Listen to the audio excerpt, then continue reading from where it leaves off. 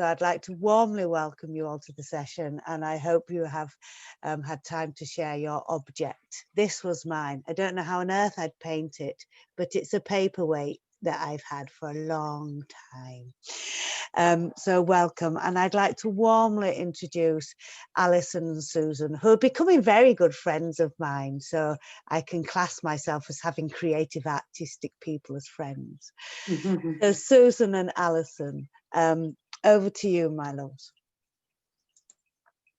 You need to unmute yourselves if you're going to talk. We do. I think I have. You have. Hi, well, we've met some people in the breakout room, which was lovely. If you have brought objects along, or writing or drawing, we'd love to be sharing those as we go along through the session. But essentially, we thought we'd start with some conversation as we look at some slides, wonderful images that Alison's put together, various painters, things from the Words with Trust collection. And then we thought we'd have a slightly longer spell than we managed last time. Alison will demonstrate a few techniques and introduce the whole idea of looking at the objects that you might have brought with you for the session, and then spend maybe 15-20 minutes doing our own work before coming back together. And then we will have some more slides and conversation. But I'm really excited about the session and very grateful that everyone's managed to get in. Yeah, thank you so much for making it. It's not been the easiest. Shall we start? Shall we start with our images? We thought we'll just talk through a few examples to start us off. Would you share our presentation, Tracy? Thank you. People might want it on speaker view, because that might be easier. Or you might like to see a few people down the side. Off you go, Alison. Very good. Could we have the first slide? Thank you. Thank you. So I thought we might begin with a few examples from Chinese art. So this is a really old Chinese ink painting from the 12th century. And I think it's a lovely example of the use of empty space as much as anything. So I thought we might have a think about how we actually use the paper itself. Now, if you look at this, it's a great piece of drawing, you know, all the textures and marks and how he's described that cliff in really dense set of marks. And these, I don't know if you can see it, but there are tiny little people down in the bottom as well, which give it scale. And then he's balanced all of the weight of that drawing out that's on the left with this empty space to the right and those little boats off to the distance. So that empty space reads as this wonderful infinite area. It's kind of a space for the imagination. And I just thought it's worth us just pondering this a bit. There's actually a real cultural difference in the way we view empty space. So in the Western tradition of painting, the kind of gaps between objects are usually described as negative space. And that even that term kind of suggests that we view those gaps as sort of blank spaces. Whereas in Eastern painting, it's completely the opposite thing. So the white of the paper is kind of full of possibility. It's where the whole painting begins. Without it, there would be no life, no energy in there. So I thought we should bear that in mind, because actually how you position something on the page and how you use that empty space can say an awful lot about your subject, about what you're painting. So it's worth bearing in mind, as well as the fact that the Chinese example here uses that empty space as a solid, positive thing. It's also part of the kind of Chinese concept of qi. So I'm going to quote from Wyman He to just kind of give you the feel for what qi is. He says, "Qi comes from an artist's inner self. It is a result of the interaction between the artist and the object. Empty space in a painting is where qi dwells or flows. When qi is still, a painting appears tranquil. When qi moves, then a painting is dynamic and full of life." So that gives a real sense, I think, of just how important that empty space is. So would you move us to the next one, Tracy? Thank you. So this painting, Red Orchid, this piece of beautiful calligraphy. So there's a poem about the red orchid written at the side there. And again, it's a lovely example of how the empty space is used for, I suppose it kind of amplifies the poem. It's like a space for the imagination, I think. And in Chinese calligraphy, they refer to it as designing the white. So in other words, really thinking about how you're placing the painting. And I think this is a great example of how very often the aim would be to paint the essence of a thing, not necessarily trying to paint every petal, so much as saying something about the way it grows or the poetry of that particular moment when he noticed the orchid. So would you move us to the next two? We have just a couple more examples to look at. Just looking at that as well, Alison, as we move on to the next, I love the fact that the orchid is beyond the paper. There's all that paper there, but it's growing out beyond that. And also just how the text, which I can't read, works around the design of the whole piece, really. It's great when we're thinking about how we might combine. Yeah, it's like the writing itself is kind of speaking orchid, isn't it? How brilliant is that? Yeah. Would you move us on to the next couple, Tracy? Yeah. Thank you. Okay, so we've got two more examples here. The one on the right, the duckling, is again, it's a really old example. This is painted on silk, and it's actually a leaf from a whole album of paintings of birds and plants. But that particular one, I thought, was a lovely example of, again, how the empty space might work. So if you think of, look at the way that grass is painted that kind of arcs around the top of the duckling, and how that, from a purely abstract point of view, that's beautifully picked up by those wonderful lines in his webbed feet and the lovely stripes across his face. But also that arc of the grass, I think, serves to kind of collect the space around the back of the duckling and move it forward. So the duckling's kind of looking towards the bottom of the painting there. And it has the effect, I think, of bringing the space forward towards the viewer. And also, I just think it's the most gentle image. You know, it's perfectly summed up that innocence of a new life. You know, I just think that's a beautiful piece of painting. And it is kind of activating the space around the duckling. And the one on the left, the Lotus Flower, is actually a woodblock print. So it's made from a painting by Zhang Lu. And aside from being an absolutely fantastic piece of printing, I just think it's a wonderful example of how you might balance the white space in the painting. So on the one hand, there's a lovely mix of textures and little dots on the stalks, look, and how those fronds are drawn. And I love that they've drawn in the holes in the leaves where it's been nibbled, you know. But how beautiful to leave the lotus flower empty, you know, that the empty space is kind of drawn into the flower, which I think is a beautiful, beautiful thing.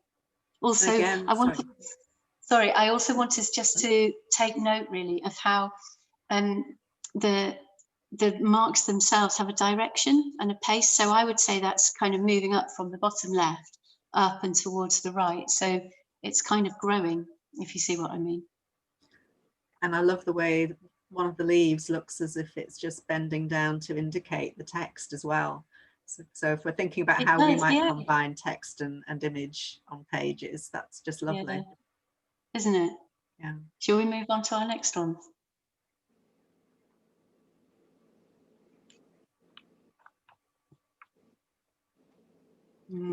Here we've got things we might have seen before, but it's lovely to see them side by side like this. The 4 little notebooks on the left, different sizes, different I suppose different evidence of wear on the covers, but these are the 4 surviving notebooks that have Dorothy Wordsworth's Grasmere journals in them.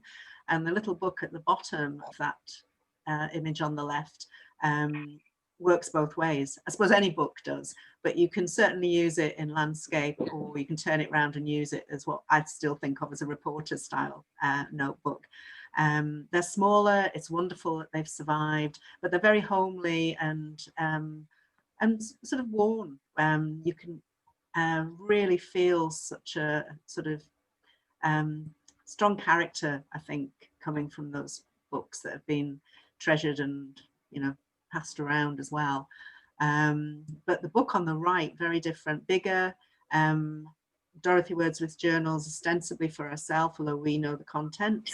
she did share with her brother, but the larger book, the Commonplace book, I think is really exciting as well, because it was very much a ragbag of things which Dorothy Wordsworth, William Wordsworth, Mary Wordsworth, sisters-in-law, would add sort of recipes, accounts, write out pieces of writing that they'd found that they loved and wanted to save, including poems by Blake, including The Tiger.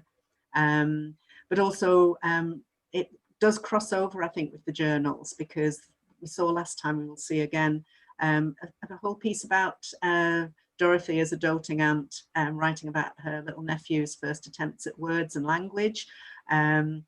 So that's for the babies amongst us. We saw one earlier, young people. So that's I think really quite a treasure house, really, and the sort of scrapbook which I think many of us might have kept over the years. But I like the fact that it feels like a family compendium, really. Can we have the next, Tracy? Yeah, these are pages from the Wordsworth Commonplace book, and considering how precious paper was and how in writing the journals, Dorothy would write to the very edge of every page, and in letter writing they'd crisscross and use every single scrap. Here we've got these blank pages, and I think that raises sort of a curiosity in us, probably. It makes you wonder, doesn't it, what they were going to put in that gap? Absolutely. You know, did they forget? There is a lovely reference in the notes to the journals at one point where Pamela Wolf's editing, and she says that Dorothy had clearly turned over 2 pages at once. So we can't forget. But here on the right, that double page as well, the ink blots and the crossings out and the sort of scribbly nature of it, and some of it being upside down. I just think it gives a real dynamic to the whole thing. And I love that after that, the image on the left, after where she's written in the following us some extracts and whatever, after that for about 3 or 4 pages, they tilt the book round, don't they? So it becomes vertical. Yeah. I think that's wonderful as well. Really alive. Yeah, it really is. And the next, Tracy? Yeah, this we did see these pages last time very, very fleetingly. And on the right, there is that sort of wonderful description of little John learning to talk and indeed learning to walk. And on the top left-hand corner, there were some accounts relating to the publisher. But at the bottom of the page on the left, I think that is gorgeous. It's very faint, which is quite amusing, really, because it's Dorothy Wordsworth's handwritten recipe for how to make your own ink. And we just thought that it might be worth reading that, because it's not very clear on the screen, perhaps, because clearly her ink was running out, I think, at that stage. But it reads, to make ink, 1 ounce of gum arabic, 30 oak galls, 1 ounce of sulfate of iron, a wine quart of water. Doesn't that sound like a great way of measuring water? Of which put as much upon the gum as will dissolve it, and the rest on the galls and iron. Let it stand 3 days without cork. Shake it after 3 days. I hope you're using the cork at that point. Add the gum and it's fit for use and you're ready to go. And I just love that. They made their own little notebooks as often as not, stitching them together, but they also made their ink. And I think there's a real intimacy about making your own materials. There was a lovely piece on the radio recently, an iconographer working in a very traditional way and talking about the gifts that people give him of pigment, and the associations that colours then have for him, but also about making his own pigment, something about which I think you might know quite a bit, Alison. I think as well, it's fascinating that certainly with the Chinese painting, the act of grinding the ink, so you use a solid stick and you grind it on a stone before you start painting, and that takes time, and I think you adjust your headspace in that time. You know, it is in fact a bit like crossing the threshold. You are getting your head into a more meditative headspace, I suppose. I don't know about the oak galls because I've never tried that. Shall we move on? What's our next one, Tracy? Now this is gorgeous. Just glancing at it, it reminds me of William Blake's Innocence and Experience. It just has that vibrancy. There's text everywhere, and those doodles and scribbles around the edges are looking like they're actually illustrations to the text. But it's a beautiful page. It's from Emily and Anne Bronte, written around this time of year, late November, but in 1834. And although Emily's doing the writing, it's very much a shared page, and it's just full of treasures. I don't think there's probably time to read it as a transcript, but we can send it through to people if they'd like afterwards. It's just full of it's full of the everyday. They're feeding the dogs. They're grouching about the fact that, as teenagers do, they're, perhaps, am I being unfair? They're being asked to do jobs, including peel a potato. They haven't made up their rooms. They haven't done their music practice. They have fed the dogs. And they're back chatting with their aunt. And towards the end, it's just gorgeous. Emily Bronte, which is very touching, is wondering where they'll all be in 40 years' time. And she says, if all goes well. And she lists all the ages of the family, of the siblings. But in the midst of all this everyday stuff, you know, her aunt saying, where have you put your feet? They're on the ground, aunt. There's this lovely intervention where she says that the Gondel are discovering the interior of Galadine. And it's just in there, along with this, given the same weight as everything else, everyday detail in there. But it's just an insight into the hugely sort of ferocious, imaginative, creative world that they inhabit, along with their sister Charlotte and brother Branwell, because they created these worlds of Glasstown, Angria, and Gondel. And all the while that they're doing their everyday stuff or not, this imaginary life is going on in parallel, which I think is fantastic. And it isn't quite parallel because the two converge. And I think you see that in something of the excitement of the handwriting. It's a gorgeous document, obviously part of the collection at Haworth. Thank you. Shall we move on? Here we go. So these couple are sketchbooks or little sketches from Pierre Bonnard, so French painter. So he's 1867 through to 1947. So you can see in the one on the left there, that's actually a diary that he's drawn all over. And he made these tiny, weeny little sketches where pretty much everywhere he went, I think. So his subject matter was very much the everyday world around him. So huge amount of paintings based on his kitchen table, you know, and his daily life. And the really normal everyday bits are really what fueled his whole painting process. So the view on the left there, you can see he's clearly been somewhere and he's made this quite quick little sketch, a series of sort of dashes and dots, which I think were kind of like a personal language for reminding him what he'd seen. So he would paint always from memory in the studio.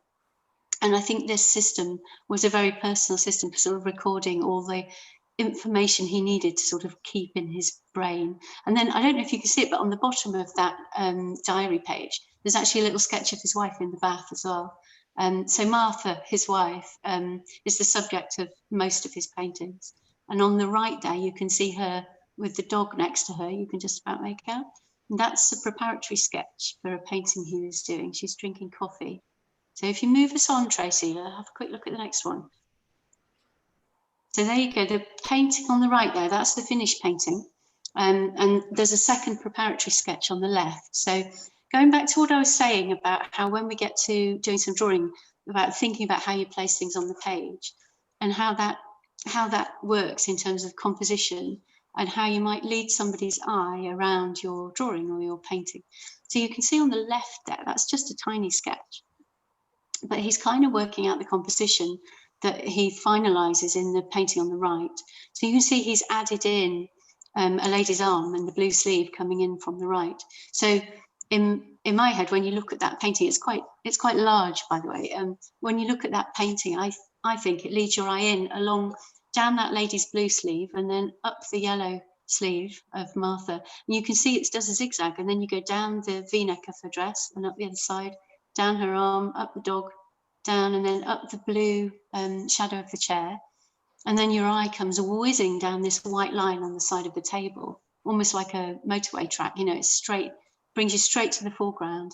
And that extraordinary sort of dark shape in the middle anchors you, I think. And it also, he's done a very clever thing where if you look on the right, there's this sort of decorative band on the right, and he's copied the same decoration just behind the dog in the back. And the effect there is that he's kind of opening up the space. So he's kind of placing you in the room with them, which I think is super clever. So also an extraordinary composition if you kind of just look at it as shapes and colours. Could we move on to the next one? And I think we've got, here we go. This is quite typical of these type of really everyday paintings that he made. So look at those shadows. So I thought we might also consider, when you're thinking about balancing the blank page and how you're going to sit everything on that page, you might also think about shadows, if there are any, whether you want them, and if so, how they might animate the space around them. So if you were to look at this painting, pretend that you didn't know what all the objects were and it was just abstract shapes. It's actually the shadows that stand out more than anything. And it's also that wonderful thing that he's placed you in the room again. So you feel like you've kind of just stood up at the head of the table. So you've got you're looking down slightly at the view. But look at the colours he's got in those shadows. There's no black in any of those shadows, which I think is really worth, bearing in mind, that you could approach the shadows as a thing in their own right, in actual fact. It's wonderful, isn't it? I mean, the room in the background looks very solid, and the table is weighted down with all those gorgeous painted objects, but it looks as if it's just floating on shadow, doesn't it? Yeah, it's really kind of amazing, isn't it? Yeah. I love how he gets completely vibrant colour into his shadow, and quite often he'll almost outline an object, but not completely, and he'll change the colour of the line. If you ever get the chance to see these in real life, they're extraordinary to take time and really look at the detail. The amount of colour in there is extraordinary. He kind of, we were talking about empty space. I think he was very influenced by Japanese prints, which were, really kind of popular in the sort of late 1800s in France. But he was influenced by the way, in Japanese prints particularly, shapes are sort of flattened, and there's this lovely abstract interplay between pattern and shape, which he was fascinated by. She's looking off to the side. I guess she was looking for the dog. Maybe. Sorry, I rushed ahead. So this is Pierre Bonnard again, and Susan's going to read a poem that was written specifically from this painting, which I think is very appropriate to the here and now. Yes, this is from a wonderful book, Irish Writers on Art, called Lines of Vision, where various Irish writers have chosen paintings from the collection. And this is in response, it's a poem by Kerry Hardy, and it's in response to this painting, as Alison says. It's called Vacances, so there's that sense of holiday, but I think it also has that feeling for me of spaces and perhaps an emptiness as well, which I think comes through in the painting. It's written in the voice of Bonnard's wife, Marthe de Melanie, and it's her speaking. It is 1923. We're blocking out the dead. We're blocking in a world that's not at war. There are pieces of light laid on bottles and glass, a platter of fruits, my outstretched arm. Absence sits on the blue chair. Everyone's holding their breath, waiting for what hasn't ended to stand up and start up again. Sunlight and fruit and white delf, a striped dress, the spread of the cloth. The darkness is held in the reach of my arms, right there at the front of the scene. At the front of this dance we're creating, to block out the dance macabre, that's rattling its bones from the trenches, that's piling up armbands and flags. I love that idea of there being a conversation between a writer, or indeed a reader, and a painting, and it's such a fine painting to respond to. But it feels like it's got an echo for today as well, doesn't it? I think. And it's really got that sense of, I think for years he focused very much on their tiny domestic world, and there is that sense of them slightly blocking out the outside world and creating their bubble. And the idea of world events encroaching, really. Yeah. And actually you know, how an everyday object can end up being really significant, I think. And yeah, it's interesting. I wondered if we sorts of details we might pick up on ourselves, that just that light laid on the bottle and the empty chair. Yeah, absolutely. Lovely, Alison. Thank you. Shall we break there and have a little demo and then get on with some practical work? Lovely. I wondered if we might do that. So can I just welcome everybody, because we're now up to 40 people, which is how many people we expected. So I would like to sincerely apologise for those people who were late, and we have recorded this so that we will be able to send it to you. We had a lovely Zoom hitch this morning. We might overrun a little to make up for it. So yeah, just wanted to apologise, and so glad you all managed to get through. I'm sure it was a bit of a farce. My apologies. Shall we carry on? Yeah. So I thought we might, well, should we get to work on some painty bits? I think I'm going to turn I'm doing this on a phone, so I'm going to turn my phone down towards my hands so that you can hopefully see my piece of paper. Hold on. You'll have to tell me if you can see it. And I would start by drawing in the darkest bits. Think about where it's going on your page, and then draw in the lightest bits, and then think about your marks. So what it is about the object you want to suggest. So try and find the marks that suggest that. So if it's quite light and moving, it might be that you love the smell of it or you love the way it moves. In that case, you want your marks to be quite light and moving. If it's kind of solid and it's all about the form, then you need to try and describe that with your pencil or your ink. If it's more about the texture, then you need to come up with different ways of making that texture. So you might try dotting the wax on the paper and then washing over so you get nice little dotty bits, or dropping water or ink into water and make nice fuzzy sections, and then try dabbing out while it's still wet. Get a nice dry cloth and dab some bits out. Be creative, and most importantly, don't care at all if it's right or wrong. There is no right or wrong. So just get stuck in, and later on we're going to have a try with collage as well, so you can easily cover over any bits you didn't like, or add to them, or take bits out as well. So I'm going to stop waffling because you can't see me anyway. So I'm going to stop waffling and let you just work for a little while and try and resolve my internet issue while you were working. Sorry, can I just ask? Thanks, Alison. Because I wasn't here last time. How do you use the wax when you're using it? Is it just, So if you're using a candle on? Using your wax handle, yeah. So what we were doing was, if you look at your object or review, whatever it is you want, take your candle and draw. Don't really look at your page particularly. Just use the candle as though it's a pencil and draw. And actually, the whole point is that you can't really see what you're doing. So you're going to have to trust that you're relaying information from your eyes to the page. And just go there with a nice, simple, continuous line. Keep going, don't worry too much about it. And then when you finish, you need to wash that over with either ink that's thinned with water or a dark coloured watercolour, or it could be acrylic with quite a lot of water in the mix. So that'll kind of show up your line afterwards.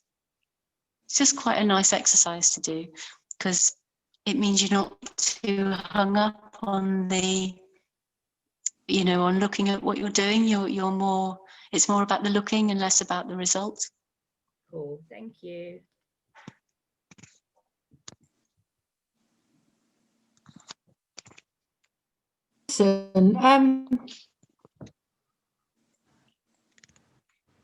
Hi, Alison. I don't know if you can hear me. I can.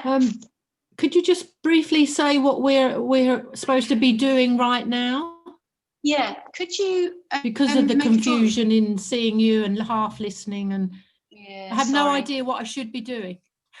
So have a look at whatever object you brought along, or something that's caught your eye. Could be looking through the window, or could be an object you've brought with you. And make a drawing or write a poem or just think about that object. So if you're drawing, I would suggest thinking about how you want to place it on the page. So what it is about the drawing that you particularly, you know, about the object that you particularly like, and try and emphasize that aspect of it. And maybe think about leaving some bits that are empty, and really go there with all different as many different marks and textures as you can get into that drawing. I was hoping to demonstrate how you might do that, but sadly things are not working so well. Does that help?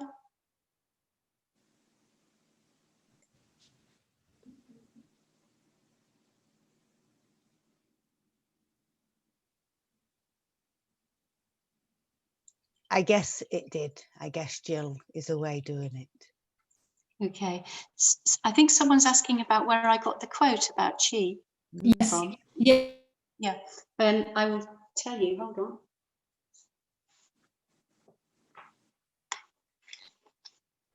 We can also maybe add it into a follow-up mailing. We absolutely can. Yeah, that's a good idea. And then you could read the, so it was by Wyman He, and it was a piece of text I found where he was describing the concept of chi, but particularly in relation to how that sits in painting. And I thought he described it rather well.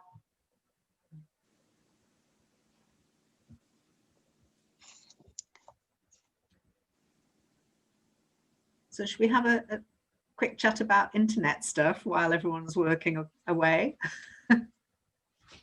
Can you actually see me, Susan? I can see you now. Yes. Honestly, it's fine now. I don't know whether it's something about turning your camera down, Alison, because I it's might try fine. drawing and see if you can still see me. Okay.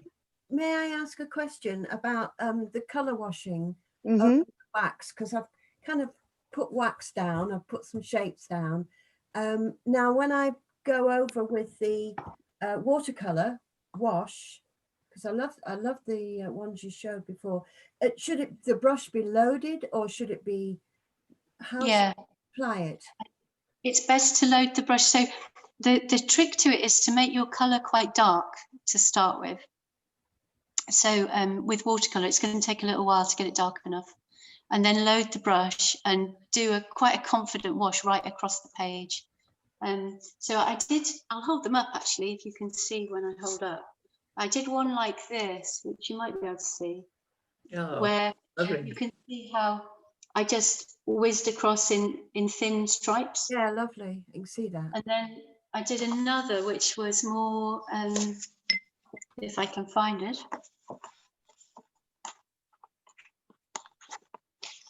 Here we go. I did another, which was this one. Oh, yeah. So that one is more of a loaded brush, quite wet. Yeah. Yeah. And you could also draw on top, would be fine, which I might do. So I did a few actually the other day to practice. So you can use it on top as well. Yeah. Oh, which can be quite nice. yeah. Thank you. I'm so sorry that that I'm not able to show you. Well, honestly, that's all fine now, Alison. So I really don't know why. Besides, excuse my language. Well, I'll say Murphy's Law, not Sod's Law. I don't understand why it went wrong, because you're fine now. I might try again, just washing some colour on here for whoever was asking about that.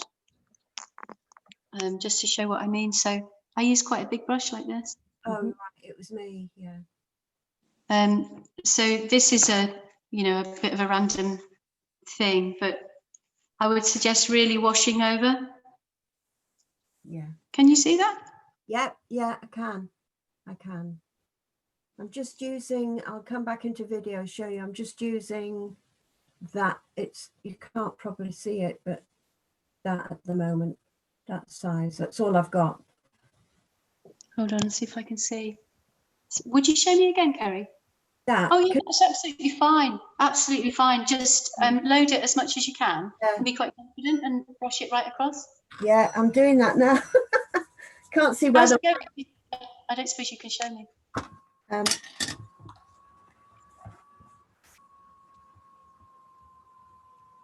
Keep talking, Kerry, then we'll be able to see.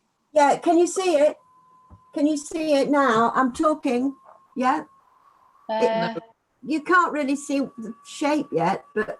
Oh, there we are. I can see. Yes, absolutely. Okay, I'll keep going.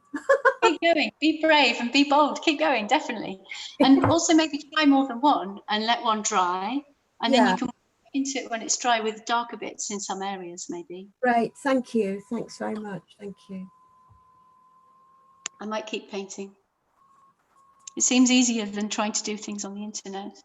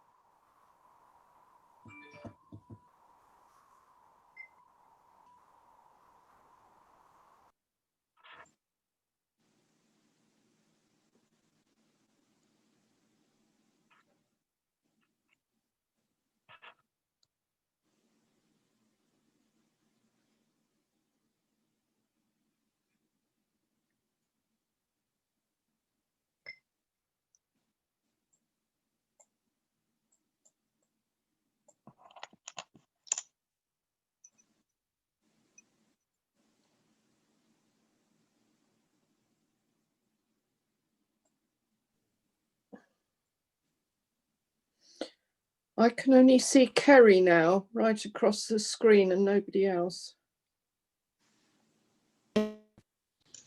Can't see me because I've actually stopped the video. So you, not me. I Well, just, it's a frozen version of you. all right. Well, I think it might I've stop. got no other picture. So. Okay, I can still see Alison. Can other people see Alison? Thumbs up if you can. Yeah. I can't see Alison. Okay. I can only see a black screen. Oh, that's a shame. Right. Well, I think some of us can see Alison now. In that case, I'll make the most of that. No, I'm still on Kerry. Yeah, Oh. I'm still Kerry. I don't know Hello, why that's. Kerry. Hello, Kerry. Me Don't look so too. amazed, Kerry. It sounds You're in like the you need to limelight. do the session at this point, Kerry.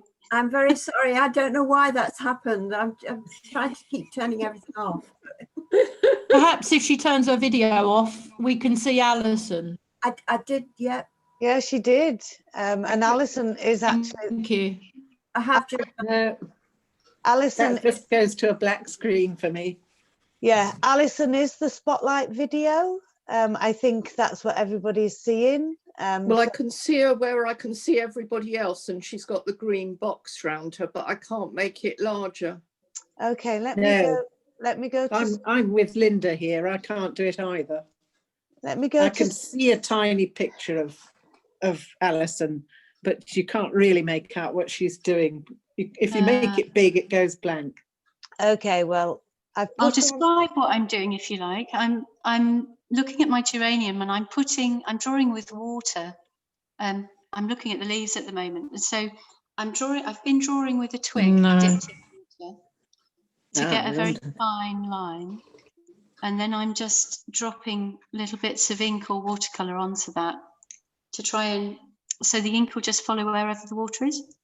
It's a way of getting a very detailed line. And it can look very nice if you put that next to quite sploshy paint, for want of a better technical term. So I'm keen on trying to get the greenness of the leaves, and then when that's dry, I would like to paint the sort of papery, slightly dead petals that are next to it, because I like the contrast of the two. So that's the thing I'm sort of interested in painting about my object, if you know what I mean.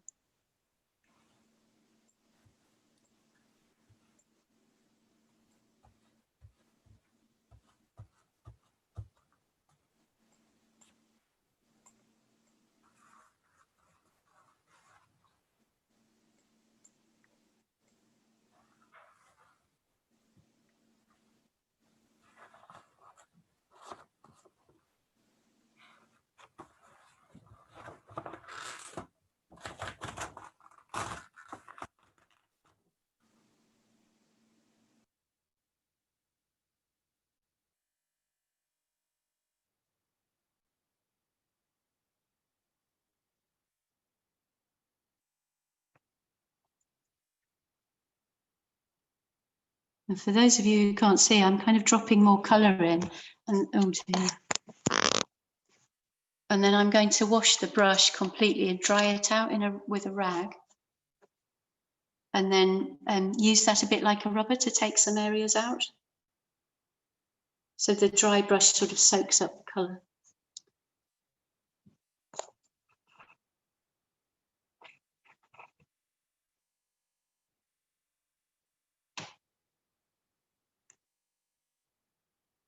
And then with a sort of semi-dry brush, I'm going to use drier paint to draw with. It's just a way of getting different textures going on.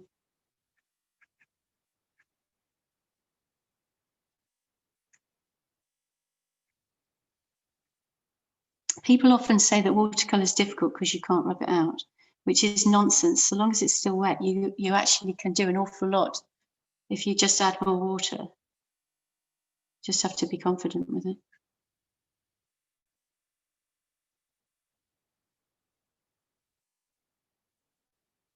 I also rather like when you get random, slightly accidental things happening. I suggest going with those things.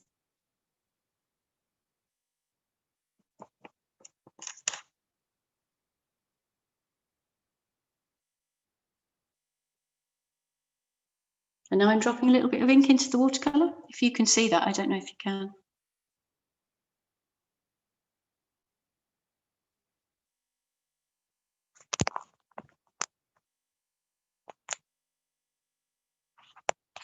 Yeah, we could see that. I can see that, and it is on the recording. So those who can. Okay.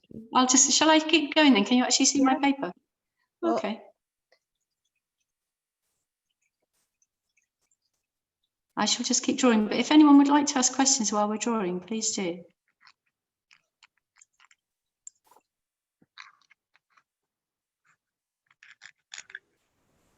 Are you using a twig there, Alison?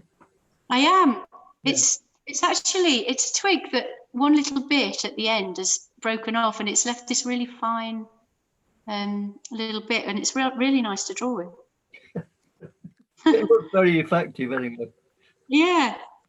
I quite like twigs because they do slightly random things. You can't predict them as well as a brush. And I quite like that. I mean, clearly sometimes you want to use a brush. Is that paint or ink that you're using on the twig? I'm using black ink, Indian ink on the twig. And then I'm using watercolor paint on the brush. I'm feeling now like I should use a brush because, you know, it feels like that would be Ink's lovely, Alison, but did you make your own ink? Do you know, I think making your own ink sounds particularly lovely, and I might do. First find your oak galls. I'll go in search of oak galls later. It could be a trend, Susan, like sourdough bread. Yeah. It was a bumper year for oak galls. I think the squirrels took most of ours. Oh, yeah. You have to think they need them. Well, Laura has been using elderberries for colour, which sounds lovely. Oh, that does sound nice. I wonder if we can use squirrel poo. I I'm think you sure that is possible. I mean, we have had art made from elephant dung. Absolutely.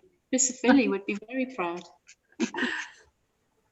Getting into fecal art here. I don't see why we have to stop at the tea bags. We can take this in any direction. I've definitely used turmeric before. It's nice. I've just added some of that to my shopping list, but I was thinking of eating it. Maisie's asking, sorry.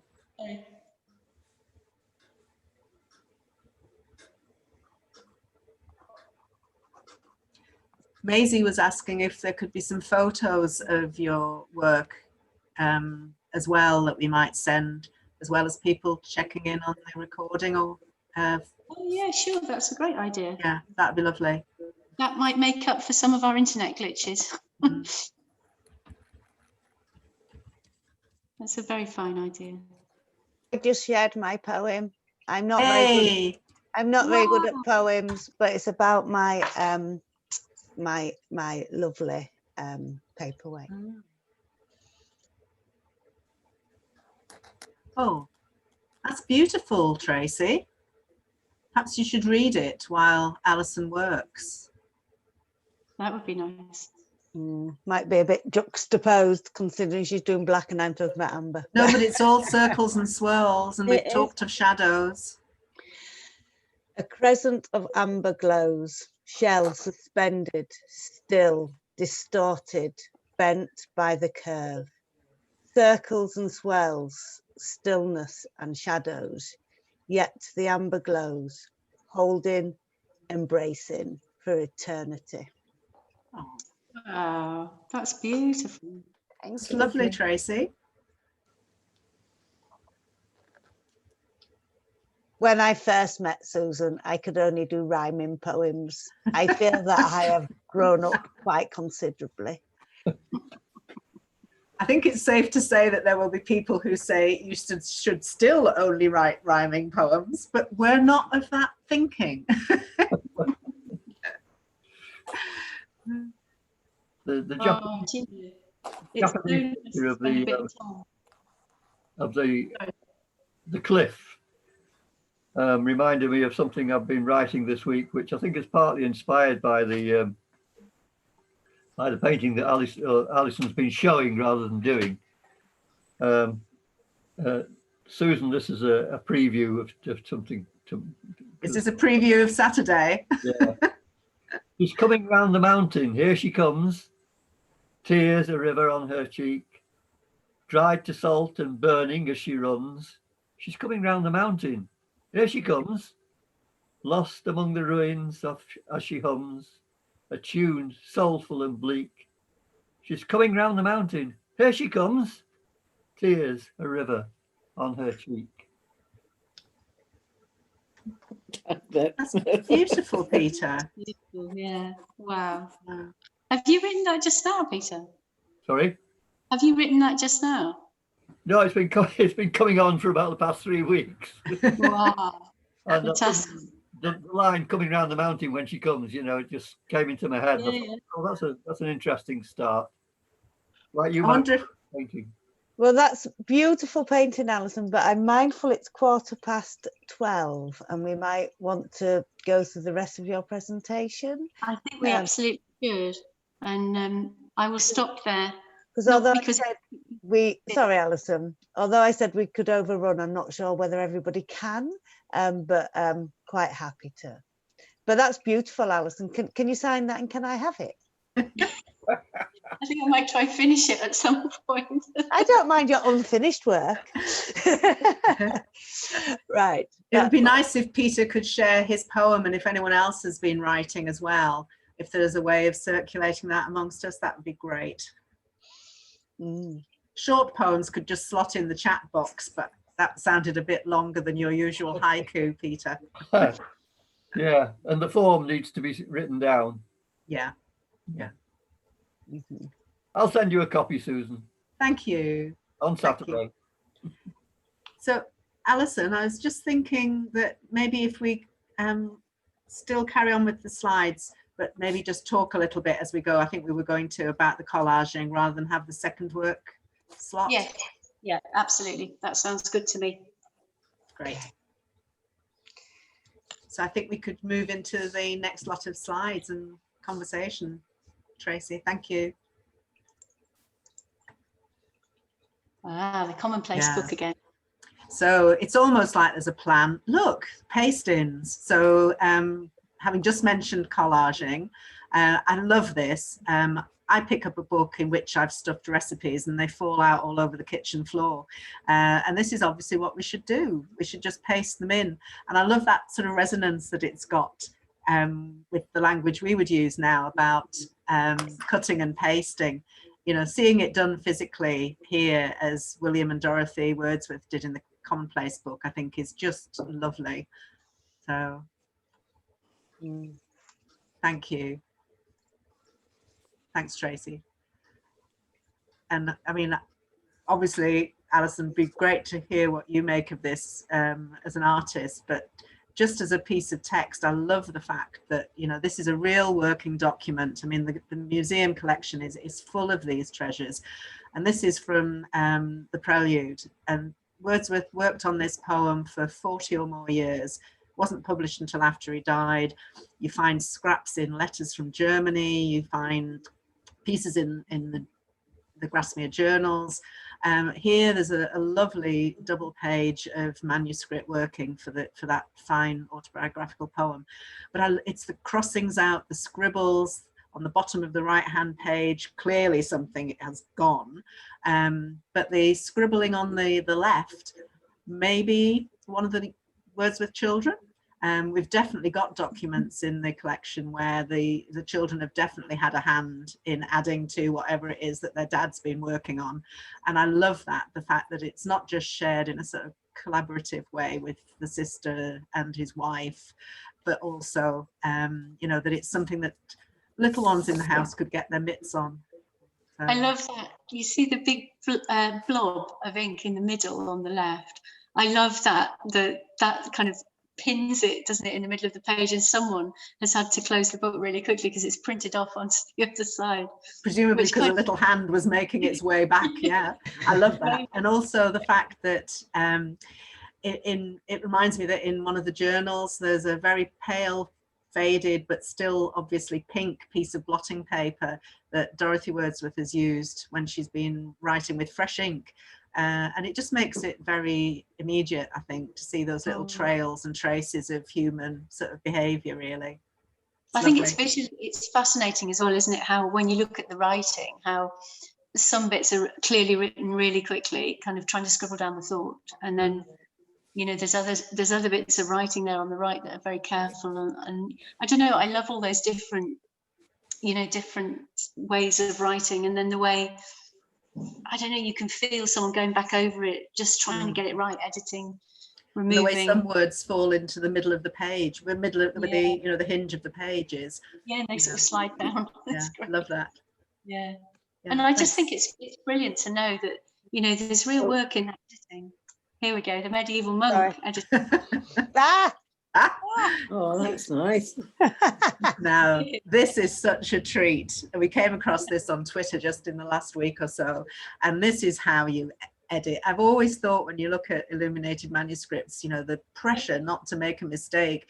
And here, it clearly doesn't matter. If you miss a bit out, like the bit at the bottom of the page, you just send a monk up the margin on a rope. And as long as he's got a very pointy finger, everyone will know where it was meant to go. That is what I call editing. And that is making mistakes in style, isn't it? I also wonder whether the pictures are words that are wrong, that they've literally just painted over. Yeah. Yeah, we need a bit of infrared or something more sophisticated these days to check. But yeah, it's gorgeous. Yeah, I think the pointing technique, Kerry, I think we should all use it. It's the perfect way forward. Thank you. Shall we move on, Tracy? What's our next one? Oh, here we go. I put in a few John Piper images because we were looking at John Piper in the last session as well. And for those who got the email about this, I suggested make a few different backgrounds. And I think he particularly demonstrates how you might mix and match techniques, if you like, and really use those different coloured grounds to great effect. So this is a drawing from the old quarry at Portland, and I think he was quite fascinated by these kind of lumps of stone that had been cut but then left. So either there was a fault in the stone or they were too tricky for whatever reason. And I think he was quite fascinated by these kind of wonderful lumps of stone and the sort of fossils and the things that appeared in the stone on the one hand, and then on the other, quite a kind of man-made industrial feel to the whole quarry landscape. He did a lot of drawings there, and this one I think is a beautiful example of working. So if you look on the kind of right-hand side, he's masked out a section that's really, really white there. So you can do that either by laying a piece of paper on before you put a wash over, or you could use a candle or any kind of wax to resist, or you could use masking fluid if you had any. So a bit of that, and then he's washed over and made a sort of greyish ground. And then you can see how he's worked in, he's put in the darker sections, the darkest areas, and then he's highlighted the white bits with a pastel. And in the very brightest bits, I think he's scraped out as well. So taking the tip of a knife or a scalpel and literally remove the top layer of the darkest bits. And you can see, if you look closely, all the different techniques with his ink. He's got lovely ink lines going on. Oh, I think that's just a lovely, lovely piece of drawing. So I would suggest really trying all the different techniques we've come across in the last session and this one. Just put them all on the page, give it a go. And then could we move on? I think the next one's a collage. Here we are. He did a lot of these collage drawings as well. So this one I put in partly because I think it relates really well to the Chinese paintings we were looking at and the thought about the empty space. So I would say he's used this white of the paper as empty space. It's certainly not blank space. It's got a real flow and an energy there. So I'm going to read you a little quote from him. He made these particular collages outside. So this is him talking. He says, I carried about a portfolio full of torn and cut strips of paper of different colours, saved or picked up at random, and in the heat of the moment, stuck or pinned securely, then applied more carefully at leisure in the studio. So you can kind of imagine him in the teeth of a gale or whatever, you know, with his bits of paper and sticking them on in the right places. And I think, could you move us to the next image, Tracy, please? So these are collages as well. So you can see how, particularly on the one on the left, if you look at that lovely white shape at the top, you can see how he's torn the paper to get that lovely soft edge. And then the brown piece in the center is more, you know, he's used cut edges as a more geometrical form. And I think collage is a brilliant way of experimenting with composition and being quite brave, trying things out. I mean, at worst, if it all goes horribly wrong, you stick a different piece of paper over the top. You know, you can't really go wrong. And I think he combines a use of beautiful, expressive ink lines with these kind of blocks of flat colour, which the collage brings in. And I thought we might, well, probably as we're running out of time, it'll have to be after the session, but I wondered if you might like to try exploring that in the sketchbook, because it can be, it can lead you into a whole new territory, actually. So could you move on? Yes, sorry. I was just going to say, Alison, as we move on to the next, that I think in terms of adding in text, or maybe starting from text and then illustrating, that idea of layering things, you know, so that things can be hinged or, you know, transparent, so that you get those different different strands, really. And you can do great things where you kind of cut through one layer so you can see through to the page below as well. And you know, thinking about the pastings in the commonplace book, that's also lovely to do visually, you know, to literally add in paper so that your paper becomes much wider or taller, or, you know, it's a great way of just I think there are no rules about this. I think you can do what you like, actually. If we move on to the next one, I think there's another collage coming up. Here we go. So here's another one. I'm going to read you another quote. This time, this is Luke Piper, who was John Piper's grandson, writing about his grandfather's studio. So he says, in my grandfather's studio, there was a drawer of newspaper cuttings, wrappers, labels, different types of card and paper, corrugated, perforated, stenciled or ornamental, and paper doilies of various shapes, sizes and colours. There was a paper bag from a picnic in Brittany and the label from a can of sheep dip, which he found while sketching in the field. So that gives you the sense of, you know, this idea that really just collecting everything that catches your eye is quite worthwhile. And he also used to sort of deliberately marble paper and make patterns deliberately, a bit like our tea bag idea, you know, to deliberately make a fairly random pattern that could then be ripped up and used in collage. So I think this is just lovely. I love that it's such an intimate sort of interior, but outside there's the great wide world with a steamer ploughing on. And the window frame itself is like a viewfinder, which we were using last time. So absolutely beautiful. And it's great the way he's drawn the window kind of on top of the doily as well, hasn't he? So he's got yeah, that's brilliant. I think, is there another? What? Here we go. This is a drawing by Elizabeth Blackadder, who's a Scottish painter, heavily influenced by Japanese art. And she's well known for painting objects particularly and arranging them in interesting ways. So this is a drawing of the bits and bobs in her kitchen, the coffee grinder in particular. And I think it's a fine drawing, partly for the way she's arranged everything, but also for the range of the marks and the way she's sort of slightly flattened the space of the table there. So everything is slightly flattened, slightly standing halfway between what she can see and an abstract world. But I would say this is a fine example of someone designing the white, as they would say in Chinese calligraphy. And she is very much using that blank paper as empty space rather than blank space, I would say. Gorgeous. You can smell the coffee as well, can't you? Oh, you actually can. Yeah. Oh, sugar cutters, look at that. And thinking of coffee, now these objects here, the sugar cutters, I mean, to me, they do look a bit fearsomely surgical, I have to say. But they're one of the many objects that we've got placed around the cottage since we've reopened. And the idea being very much that there should be a tale in everything. It's actually that's a notion from a Wordsworth poem, Simon Lee, where he talks about the tale in everything. And these sugar cutters, there's a beautiful piece in Dorothy Wordsworth's journals from the summer of, if the cat wasn't sitting on my papers, 1801, I think, where she hears some gossip about some neighbours who are sadly likely to lose their land because they've frittered away their money on drinking too much tea and eating far too much sugar. And it's poignant in its own way, but I just think this object reverberates in so many different ways and really speaks to the whole Reimagining Wordsworth project that we've been involved in these last years. Because really at about 1800, we're between the two main sort of sugar boycotts. You know, there was a huge push in this country and elsewhere to boycott goods that were being produced by slaves. So I think, you know, it's got a personal, intimate, domestic sort of feel to it, but it's also got this sense that it represents something bigger, something wider, something more global, rather like the echo you get between the Bonnard painting and that poem of Kerry Hardy's, I think.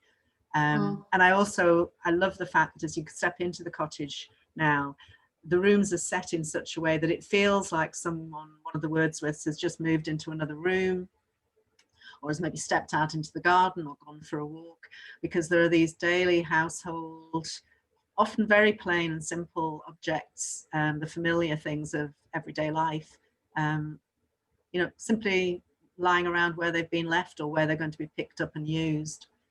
I also like the fact in this image that Jeff, our curator, has sent through, that it's another of those table settings that echoes with the images that you've been showing Alison. Yeah, absolutely. Feels I think like it's you're looking down. It's as if you're standing looking down, or you're leaving or coming towards the table. It's fascinating, isn't it, how objects take on a significance far broader than, you know, or can have a significance that's far broader than you would expect really in the here and now. But when you look back at them 100, 200 years, you realize, you know, what they tell you about that world, that time. There's a nice quote here from Bonnard, which I might just read. So back to Pierre Bonnard, our French artist. He says, "The artist who paints the emotions creates an enclosed world. The picture, like a book, has the same interest no matter where it happens to be. Such an artist spends a great deal of time looking both around him and inside him." I think that's sort of sums it up in some way. It does. Someone's asked what the sugar cutters were used for. I was just replying to that in the chat box. Yeah, it would have come in huge lumps, so you'd have needed a bit of welly to get them broken up, I think, for use. But they do look huge and rather scary, it has to be said. I'll stop typing that now. But thanks, Molly. Yeah. I was going to suggest at this point that we might have a bit more time to work. Is there time to do that or not? Well, it's 12:30 now, so I don't know whether people want to sign off and do some work, or quite happy to stay on and work together. Yeah, for another sort of 10-15 minutes, you know, or people can go do it later. I've done my drawing. I did a drawing. I was going to. Yes. Did you use the wax then for that? No, I didn't use the wax. I just used felt tips and pens that were on my desk. Well, I think some people are having to leave. Maisie's sent a message to say she's having to go. But while there are people who still want to carry on, Beth's gone off to Tai Chi. Fantastic. Beth. And yes, we hope there will be more, Beth. Obviously, we'll keep in touch about that. Thanks, Beth. Nice to see you. Sorry about our glitches. Oh, Wavy. Would you like me to? I was going to flip through a few pages of my sketchbook, which have collage in them. Just, I suppose, a way of showing maybe how I use it. That'd be lovely. That'd be lovely. And I really liked what you said earlier, Alison, about not wasting things. We've used that in other poetry and paint as a sort of a maxim, really, that, you know, don't waste anything, even if you don't like it, if you think it's rubbish. It can be torn up and made beautiful, as we saw with the John Piper. And I bet we see the same in your sketchbooks. I'll do that. Well, people, if they want to do collaging and gluing and sticking and any more work, please do. But I'm aware we've gone over time, so yeah, maybe just for another 5 minutes, 10 minutes or so. Yeah, and as people have to go, just tell me if you can't see or it goes wrong, and I'll try something else. Wow, that's gorgeous. So I'll just flip through. Oh dear. I've probably asked you this before, Alison. Do you add text to your images? Even I don't prompts actually. or reminders of conditions, or is that all just there in your sketches and no, I do. I write notes. Yeah, definitely. I write all sorts of notes. Here you go. Here's some, Susan. But I don't think of it as text somehow. It's just notes. Quite often it's the date and things.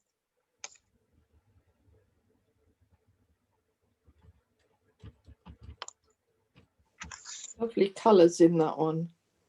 I should point out that my sketchbooks are all done outside, so they're quite scrappy, you know, like quite often get rained on. I suppose this one I've chosen because I've added in bits of collage. You can probably see this is glued in.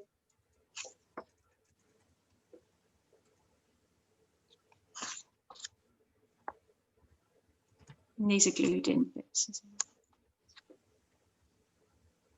I think I had an idea about this page that never quite worked, but anyway. And these, sometimes I do this thing where I make a background color and draw on top. Oh, this is collagey. This has got a fly, actually, if you look closely. That's not deliberate. I want to know why the fly isn't shadowed on the opposite page. You must have kept it open for quite a long time for that poor fly. I know, poor guy. There's a poem in there somewhere. Yeah. Beautiful. I like the way, just if you turn back one, Alison, that looked almost like moon on water, which we get here at high moon and high tide. But is it just a sort of happenstance of the fold in the hinge in the pages? Yeah, I think what I've done is probably a watercolor backdrop, and then I've drawn in with pastel on top. So sometimes I try and, a lot of these are very quick.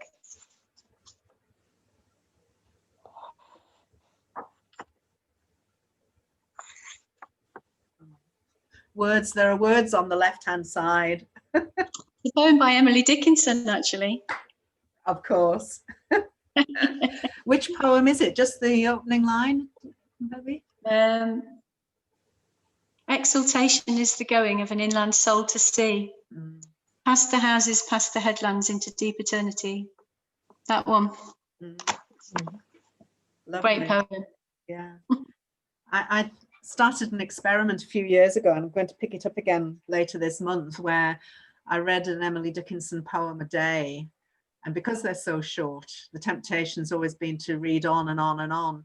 But I took a decision to just really focus on the one poem. And I kept a sort of parallel journal. So on one side of the notebook, I was writing about what the poem meant to me. And on the other side, I was keeping a journal in a more considered way than I've done ever before or since, really. And over time, I was noticing how one fed into the other. And I have gone back and looked recently. I only got a few hundred poems in, so I've got over 1,000 left. Another 1,000 days to try that. What a lovely thing to do, though. It was really interesting, and it definitely, rather like what we were saying about in the breakout room about the free writing, it took on a bit of that feeling, really. Yeah. But then I often use Dorothy Wordsworth's journals as a sort of mantra for the day. You know, I'll look to see what she's writing at this particular moment in time and see how it fits or doesn't fit, or comments upon, you know, where we are. I love that, where you do that, where you just find out what day it was. And I always remember the foxglove ones, and was it chestnuts? Yeah, obviously I don't remember it that well. But I can't remember chestnuts, but foxgloves, definitely. Yeah. Yes. Beautiful to see your book there. And people have been saying in the chat box how much they love the paintings in your background, Alison. So maybe on another occasion we should have a tour of your studio, a virtual tour of your studio. Maybe so, but we'd have to talk nicely to the internet first. I genuinely do not know, because it's been fine since. It was as soon as you tried to demonstrate, it just went blank, yet there's not been a problem. I just wonder if someone neighbouring, and it's not me, honestly, I'm a few doors Stole away. your internet. Yeah, I wonder if someone started to do some heavy internet use near you. So who knows? Anyway, but it's all worked out well now. And thank you, ladies, and everybody for coming. And we did get the 40 people registered. You did? So it's fantastic. And I did get a couple of apologies from people who couldn't come. So, and we've recorded the session, so we will send that recording out, and along with images and anything people want to share. I know we were sharing it on Twitter using the hashtag crossing the threshold. So I might do, even with the spelling mistake, mine, just to show that it doesn't matter. Because I think above all, that's what I've learned from you two, is it doesn't matter. As you say, throw nothing away, nothing's wrong. And I think that's really great. So I personally like to thank you. It never feels like work when I do this. And I'm sure we want to thank you and everyone at Eden as well. It's such a tussle sometimes technically, but it was so worth it. Thank you really very much. And if people do want to see more of Alison's work, obviously they can see it on your website. And if they want to visit us at Dove Cottage when they can, that will be fantastic. It's not all sugar cutters. Well, thank you so much as well for everyone who's stuck with us, because I think, Mm. you know, it's quite hard to watch things that are a bit technically troubled. So hopefully we came out the other side. Yeah, Thank you. I think it certainly, sorry, Alison, I was going to say, it certainly showed your dedication to art and poetry and paint. So please do continue to do it even after it. Did you have a final word, Alison? I was just going to say, I really hope everyone, if they can, continues to write and paint and whatever combination they like doing. It would be lovely. Excellent.